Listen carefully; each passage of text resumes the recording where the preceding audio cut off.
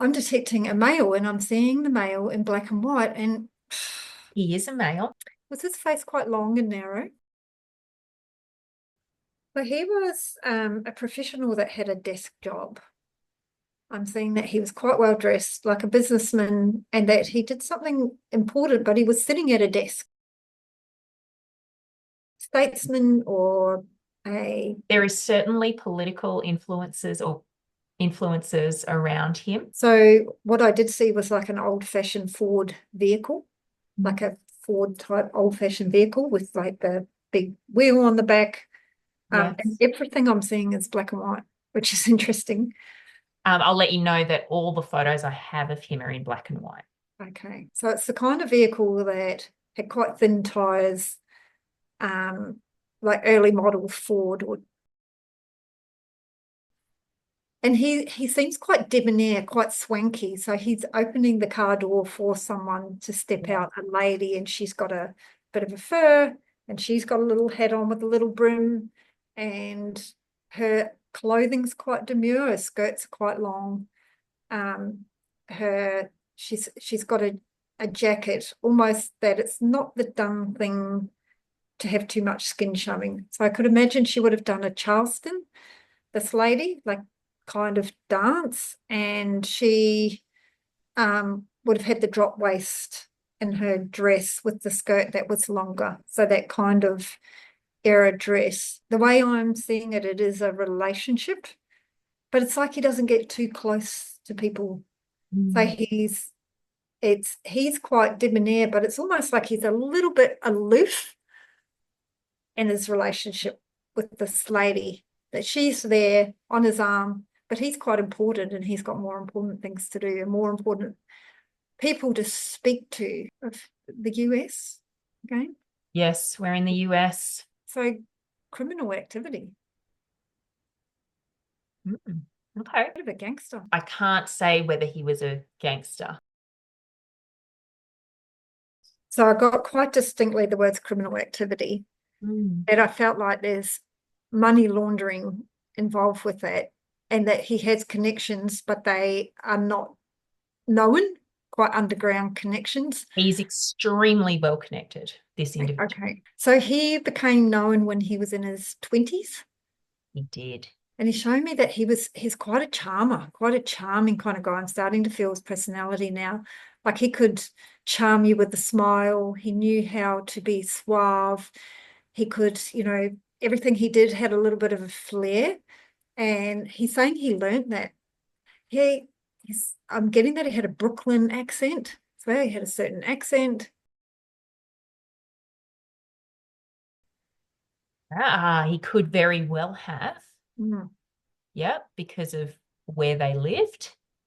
Yes. He lived in a large home, kind of pillars on either side of the door, sweep up to the driveway on quite a big estate. Yes, I He was quite imagine. the man. He didn't have to do much for himself, he's saying. He just had to That's keep being right.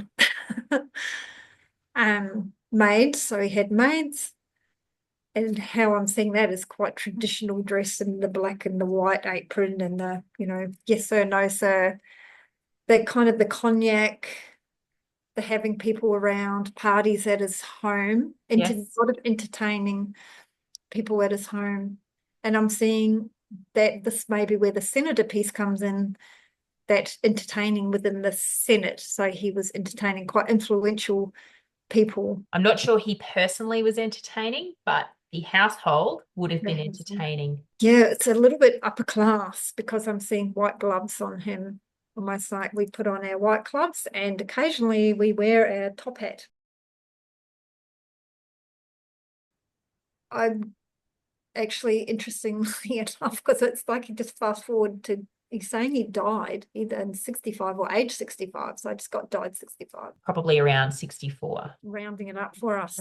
Sure. Well, yes. So there is a little bit of uncertainty around date of death. Interesting that he's gone straight there instead of Yes. just unfolding piece by Well, piece. there's quite the story around this. See? Okay. I just feel like since he's a gangster as well, um, I was literally seeing like machine, like semi-automatic older semi-automatic gun. Gosh, I And cannot verify or confirm that that would have been around him. right, There's certainly no online literature that indicates any activity like that. yeah, philanthropist. I don't even know what exactly. Yes, What does that even mean? a philanthropist. Yeah, what's a philanthropist? Well, someone that engages in philanthropy, Michelle. What's So philanthropy? philanthropy being, a benefit, someone who's throwing benefits, people raising money for causes and doing things for the greater good. There you go. They're all activities of Philanthropy. Don't give me a word. I don't know what that means. Was there a tie to the Titanic? No, Okay, no, not the Titanic, a but boat, we're a big definitely, boat. there is definitely ties to a few things come out of Titanic. So certainly there's a story with a boat involved. The Titanic now is obviously at the bottom of the ocean, and often you have people go down there and pull up relics and things.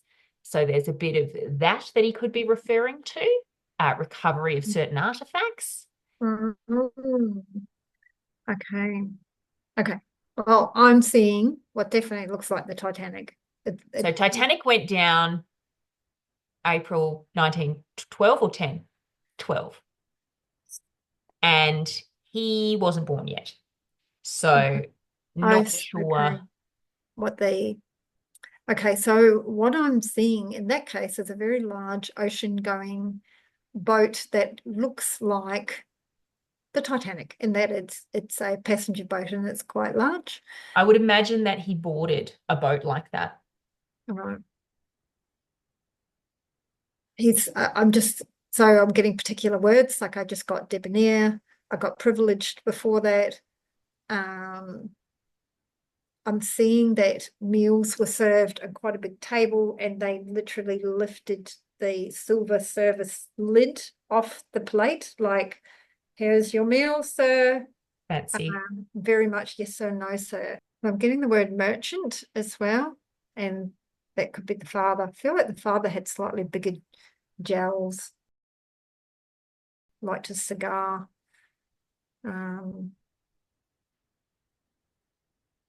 He was a very fair man. Quite like the energy of his father. He was quite thoughtful and pragmatic.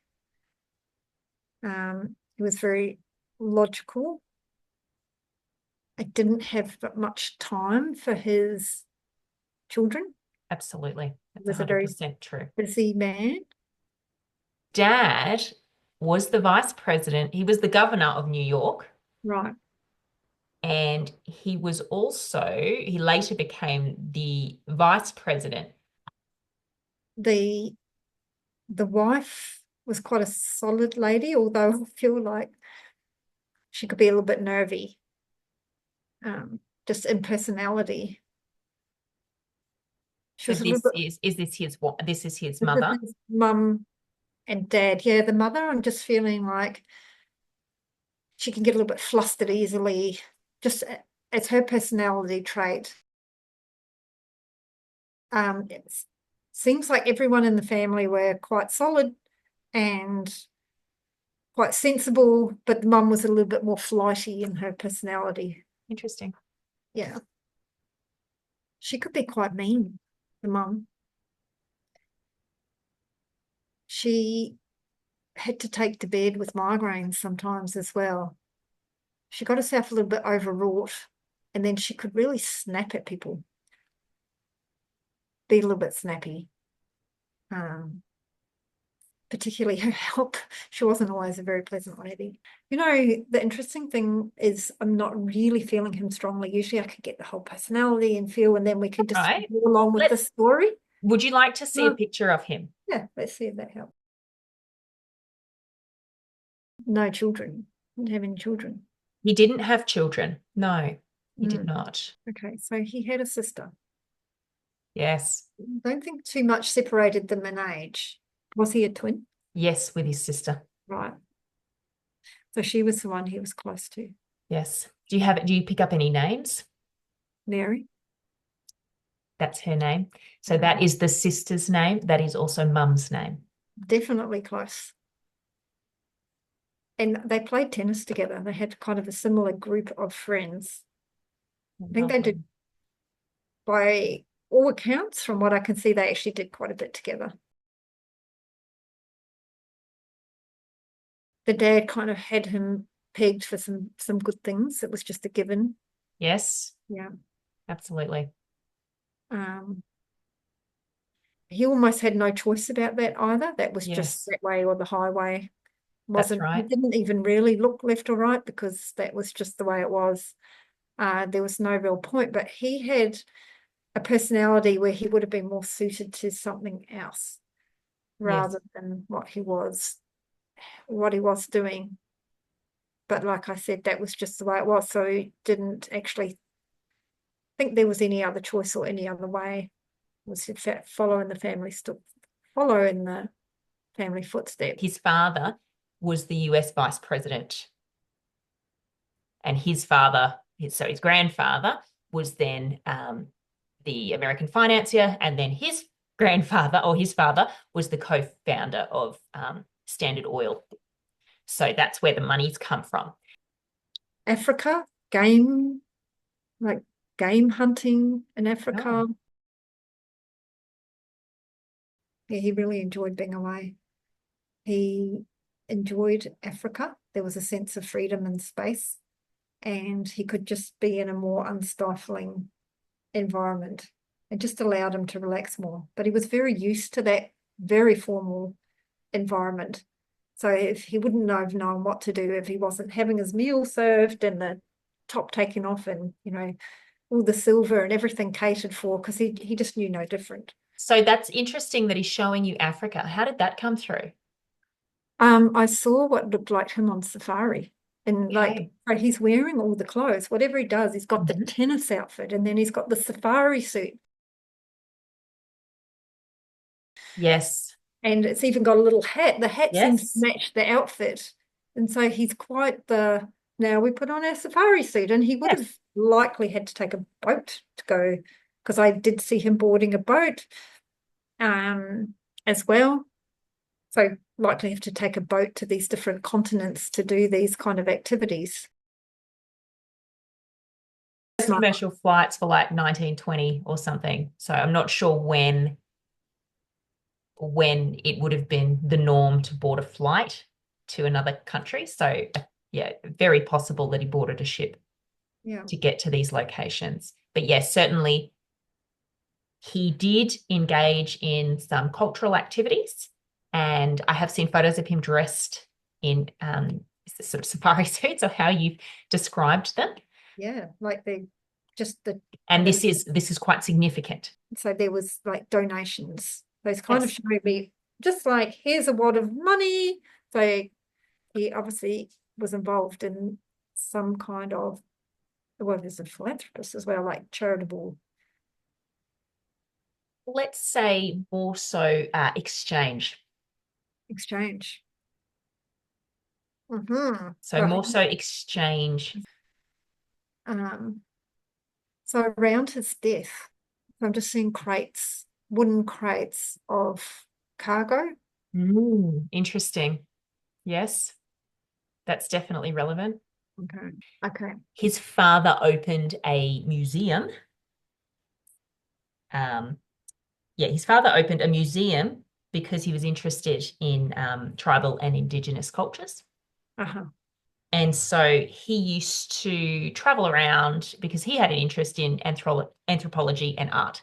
So he would go to different locations and trade with the villagers in exchange for art and pieces of their cultural heritage, which he would then bring back to the museum.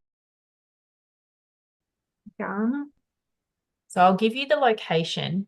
It's interesting that you said Africa, but it's the location that was most interesting to him and most relevant to his life was Dutch New Guinea. he felt like he could be a little bit more himself, and he had a bit more freedom and independence when he went to those places, and it suited his personality to be involved with the artworks, rather than the kind of like to be involved on the more political business side. That didn't suit him as much, although I'm sure he had to do plenty of that. But actually he really liked getting away. It was stifling. Some of that was a little bit stifling for him. They didn't die in the US. Is that correct? That's correct.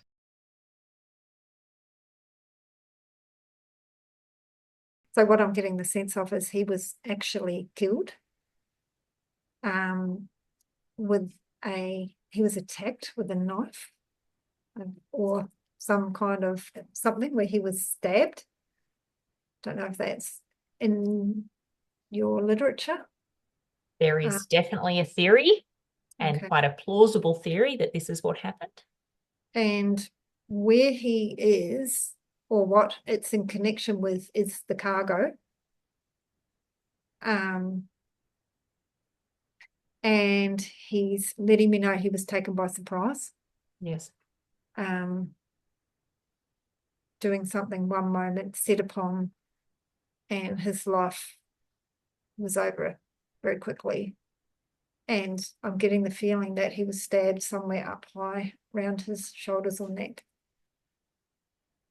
This is interesting.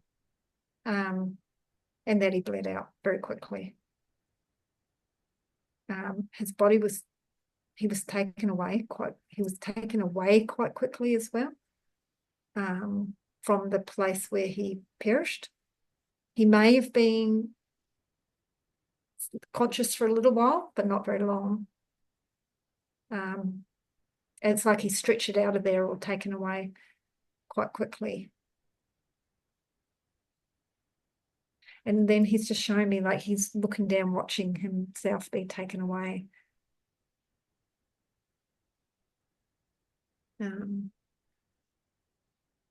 He's saying he was double-crossed. And he's saying it was a known assailant. How interesting. Okay. And I'm just asking him why, but it's about cargo and goods. And I was seeing it in like a warehouse type place, and now I'm also getting the word customs. So whether it was like a warehouse. So that's interesting, because I've seen the entire thing playing out, and it's like a warehouse type building that's open at the front, and that's how I'm seeing that. Yeah. Is he showing you, does he tell you what happened after his death at all? After he's taken away, where he goes? He's been rushed from where he's fallen. He's being moved. He's showing me that. He's showing me he's being moved onto, I can see like a street. Being moved onto the street. No. So I'm literally just seeing a street.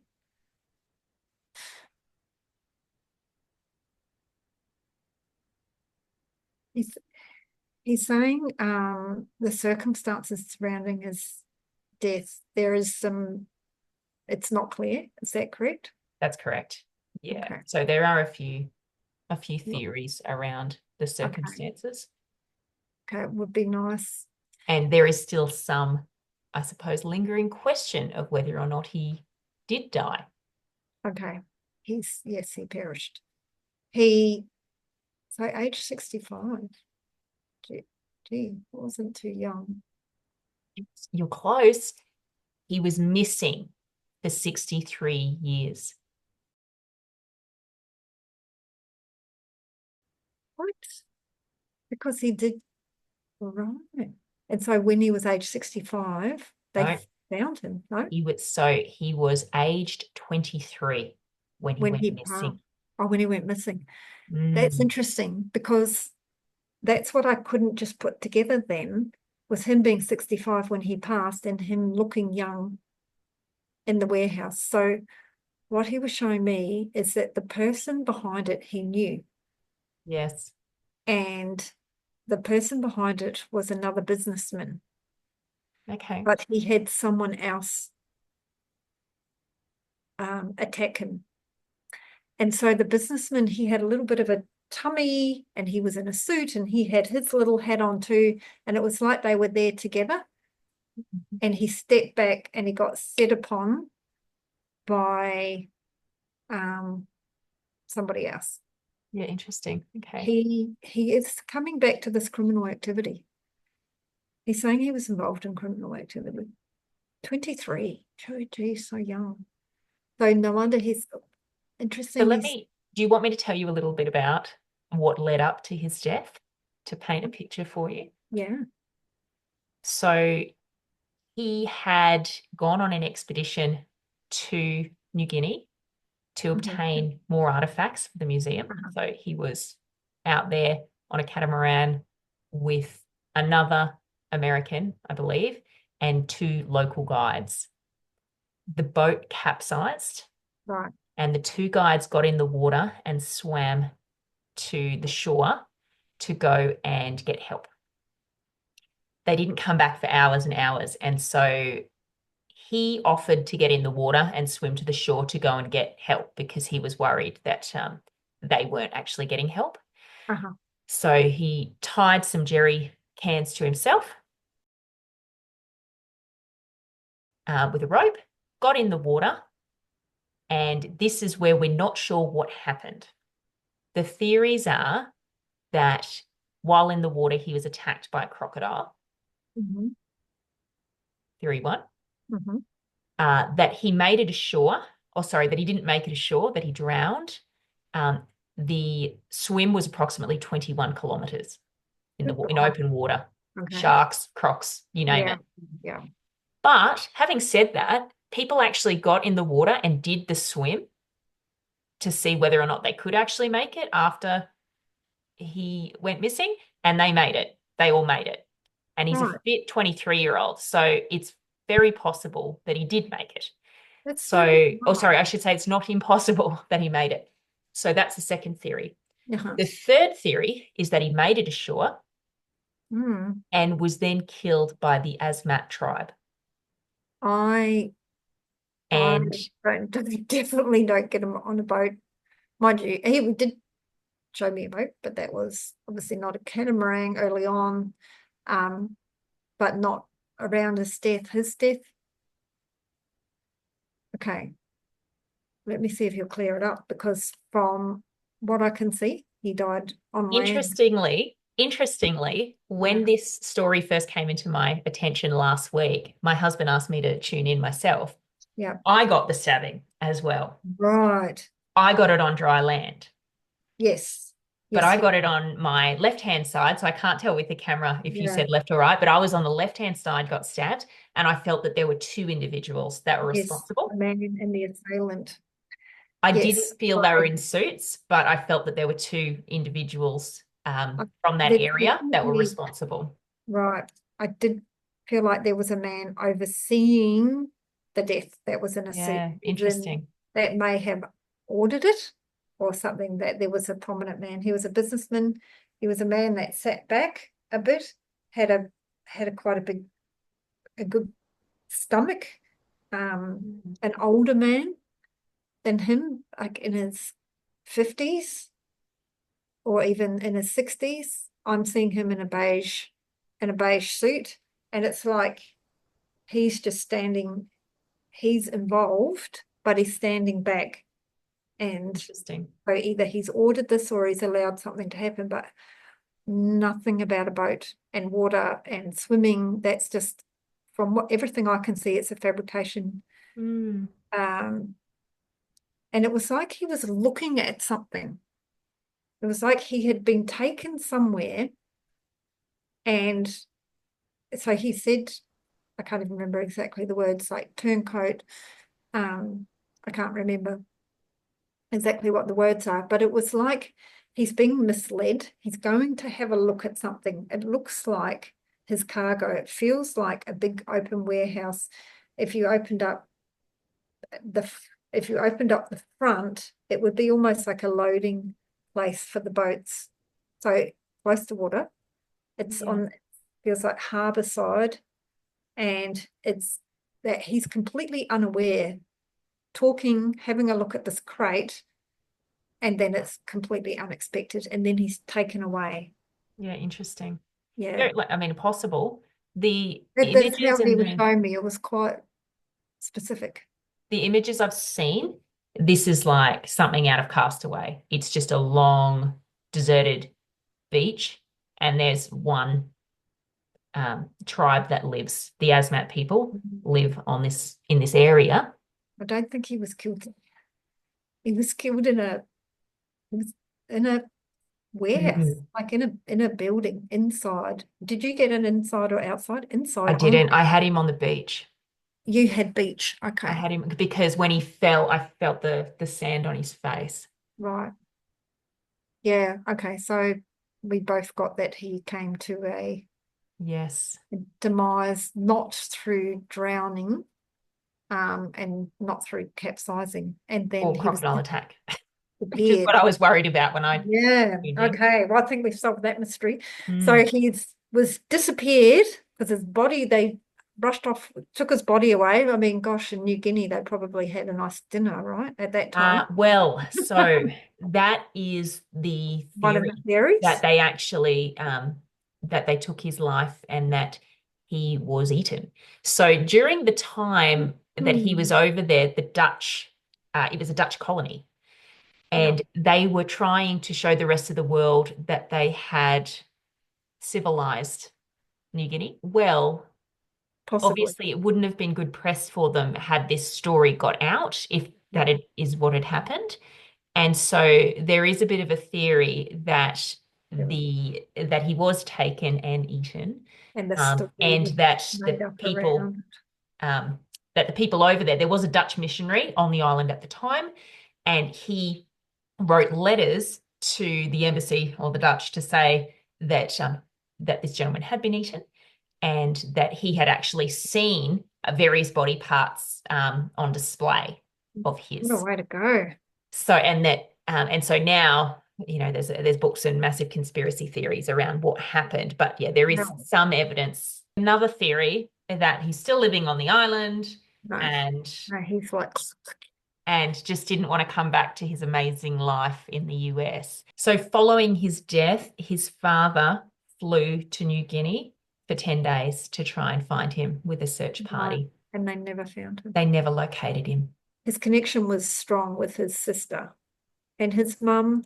I didn't want to over embellish, but I just had the feeling that she could almost have bouts of hysteria or that kind of.